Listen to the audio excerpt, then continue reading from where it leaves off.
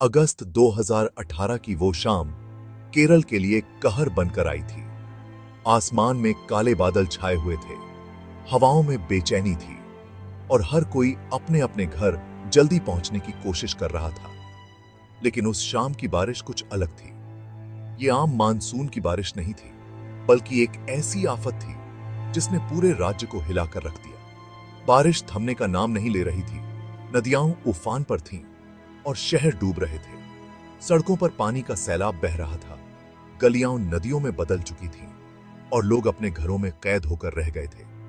हर तरफ अफरा तफरी मची थी और प्रशासन भी इस आपदा के सामने बेबस नजर आ रहा था।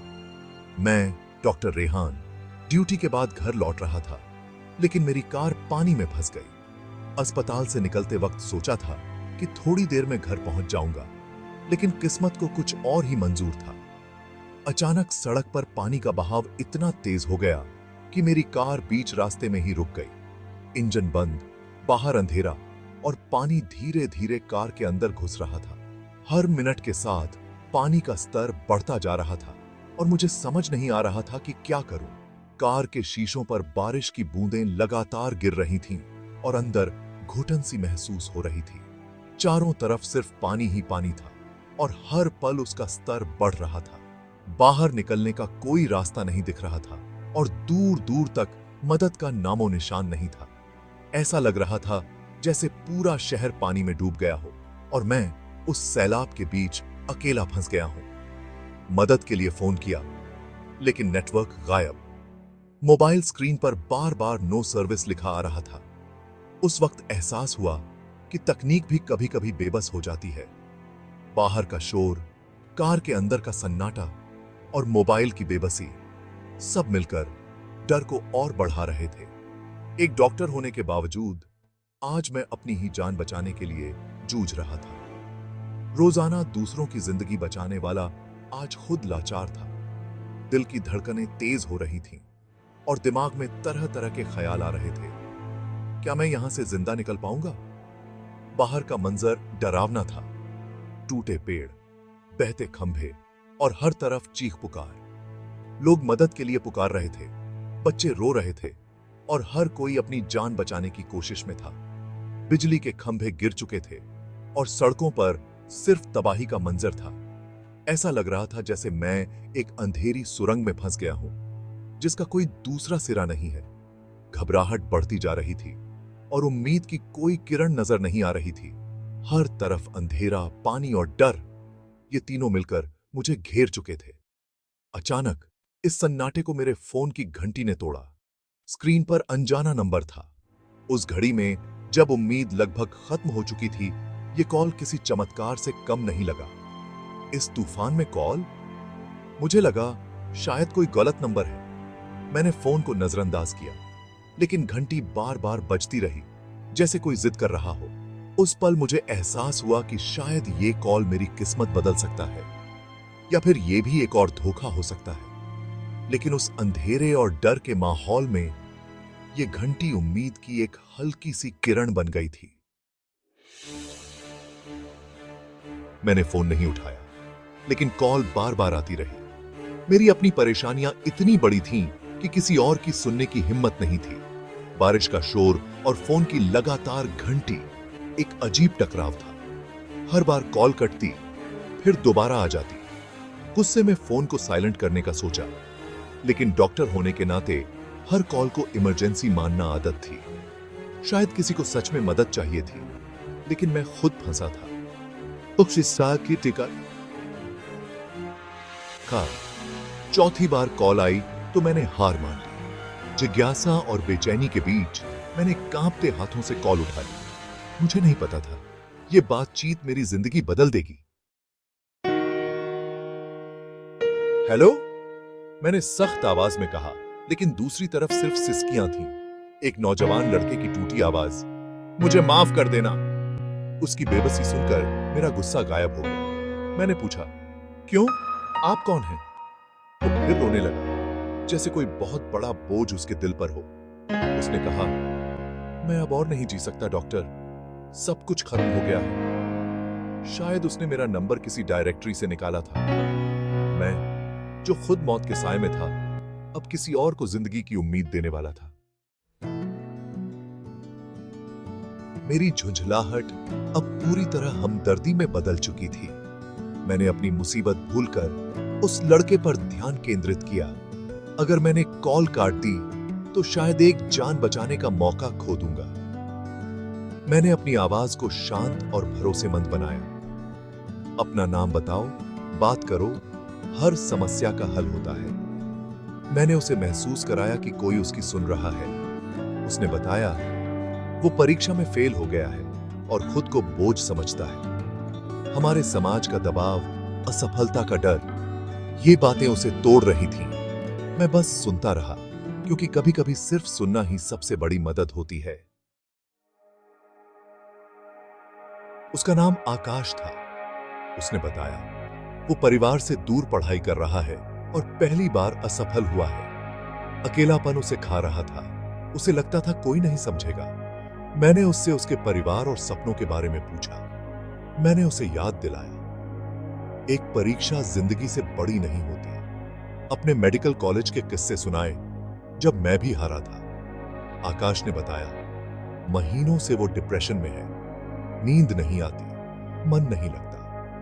हमारे समाज में मानसिक स्वास्थ्य को लेकर अज्ञानता है। लोग इसे कमजोरी समझते हैं। मैंने उसे भरोसा दिलाया ये बीमारी है, इलाज संभव है और मैं उसकी मदद करूंगा।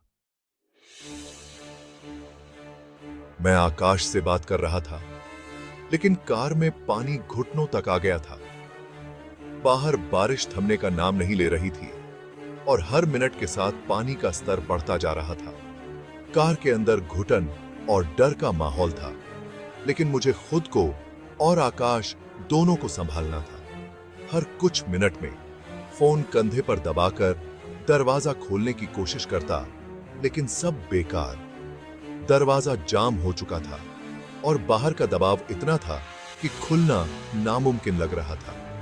मैं जानता था कि घबराने से कुछ नहीं होगा, इसलिए खुद को शांत रखने की कोशिश कर रहा था। आकाश को मेरी हालत का अंदाजा नहीं था और मैं उसे बताना भी नहीं चाहता था। अगर उसे पता चलता कि मैं भी फंसा हूं, तो शायद उसकी हिम्मत टूट जाती। इसलिए मैंने अपनी आवाज में सब की मेरे साथी पूती बनाए रखी। मैंने अपनी आवाज में घबराहट नहीं आने दी। ये मेरी सबसे मुश्किल एक्टिंग थी। अंदर से मैं डरा हुआ था, लेकिन बाहर से शांत दिखना जरूरी था। मुझे पता था कि मेरी आवाज ही आकाश के लिए सहारा है।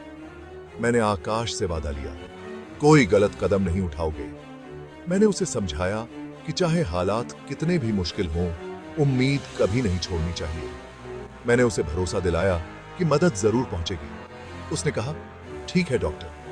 उसकी आवाज में अब उम्मीद थी। मुझे महसूस हुआ कि मेरी बातों ने उसे थोड़ी राहत दी है। उस पल मुझे लगा कि मैंने उसकी जान बचाने की दिशा में एक बड़ा कदम उठाया है। मैंने उसे हेल्पलाइन नंबर दिए और कहा तुरंत कॉल करे। मैंने उसे बताया कि कैसे मदद मांगनी है और किसे क्या जानकारी देनी है। मैंने उसे भरोसा दिलाया कि वह अकेला नहीं है। तभी फोन की बैटरी खत्म होने लगी। आकाश, याद रखना, तुम अकेले नहीं हो। फोन कट गया, लेकिन मेरे मन में शांति थी कि मैंने उसे उम्मीद दी। उस मुश्किल घड़ी में किसी और की जान बचाने की कोशिश ने मुझे भी हिम्मत दी। फोन कटते ही बाहर का तूफान और भयानक हो गया। कार पानी में हिलने लगी और तभी एक पेड़ का तना टकराया। शीशा टूट गया। पानी अंदर भरने लगा। अब पानी कमर तक था और बाहर बहाव तेज। मैंने टूटे शीशे से बाहर निकलने की कोशिश की। बहुत मुश्किल था। उस पल आकाश का ख्याल आया, मुझे अपना वादा निभाना है। इस सोच ने मुझे ताकत दी और मैं कार की छत पर चढ़ गया। दूर बचाव दल की नाव की रोशनी दिखी। मैंने पूरी ताकत से चिल्लाया, मदद। अब जीने की इच्छा सिर्फ अपनी नहीं, आकाश के लिए भी थी। किस्मत से बचाव दल ने मेरी आवाज सुन ली। नाव तक पहुंचा। थककर चूर था, लेकिन बच गया। राहत शिविर में भी दिमाग उसी फोन कॉल में अटका था। क्या आकाश ठीक होगा? राहत कार्यों में व्यस्त रहा, लेकिन हर मरीज में आकाश का चेहरा दिखता था। कई हफ्तों बाद हालात सामान्य हुए तो फिर से उस नंबर पर कॉल किया। आकाश की मां ने बताया, आकाश अब ठीक है, मनोचिकित्सक से मिल रहा है। उन्होंने कहा, आपने सिर्फ मेरे बेटे को नहीं, पूरे परिवार को बचाया है। उनकी बात सुनकर मेरी आंखों में आंसू आ गए। एक छोटी सी कोशिश किसी की जिंदगी बदल सकती है। आज 2024 में वो रात और वो कॉल अब भी ताजा है। जैसे ही मैं उस सुनसान सड़क पर खड़ा था, बारिश की बूंदें मेरे चेहरे पर गिर रही थी और फोन की घंटी बज रही थी। मुझे नहीं पता था कि मेरी जिंदगी का रुख बदलने वाला है। उस पल में सब कुछ थम सा गया था, सिर्फ मैं, वो फोन और एक अनजान आवाज। मैं सोचता हूं, उस रात ऐसा क्या था जिसने मुझे, जो खुद मौत से लड़ रहा था, किसी अनजान की जान बचाने को मजबूर किया। मेरे अंदर एक अजीब सी बेचैनी थी, जैसे कोई अदृश्य शक्ति मुझे आगे बढ़ने के लिए कह रही हो। क्या ये डर था, या कोई उम्मीद, या फिर वो इंसानियत की पुकार जो हर मुश्किल घड़ी में हमारे दिल के किसी कोने से उठती है? क्या हमारे अंदर कोई अनजानी चीज होती है जो मुश्किल समय में रास्ता दिखाती है? शायद वो कोई भावना है, कोई ऊर्जा जो हमें खुद से बड़ा बना देती है। जब हम खुद को खोया हुआ महसूस करते हैं, तब वही अनजानी चीज हमें रास्ता दिखाती है, हमें हिम्मत देती है। शायद ये हमारी अंतरात्मा है, या कोई ब्रह्मांडीय जुड़ाव। कभी कभी लगता है जैसे हम सब एक अदृश्य धागे से जुड़े हैं, और जब कोई तकलीफ में होता है तो वो धागा हमें खींचता है, हमें एक दूसरे की मदद करने के लिए प्रेरित करता है। वो घटना याद दिलाती है, हम सब एक दूसरे से जुड़े हैं, चाहे हम एक दूसरे को जानते हों या नहीं। हमारे बीच एक गहरा रिश्ता है। जब कोई मुसीबत में होता है तो हम बिना सोचे समझे उसकी मदद करने के लिए आगे बढ़ जाते हैं। कभी कभी जब हम सबसे ज्यादा असहाय होते हैं, तभी किसी और के लिए सबसे बड़ी ताकत बन सकते हैं। हमारी छोटी सी कोशिश किसी की जिंदगी में बड़ा बदलाव ला सकती है। यही वो अनजानी चीज है जो हमें इंसान बनाती है। तो अगली बार जब आप या कोई और मुश्किल में हो, अपने अंदर की उस अनजानी चीज की आवाज जरूर सुने।